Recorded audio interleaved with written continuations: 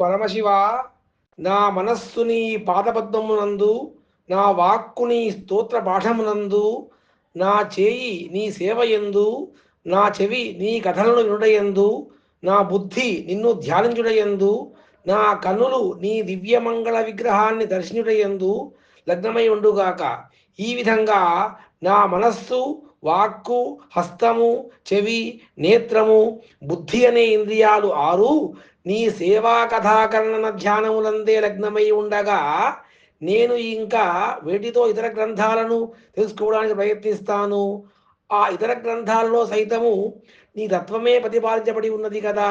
కాబట్టి ఇతర గ్రంథాలు చదువుట అవసరం లేదు.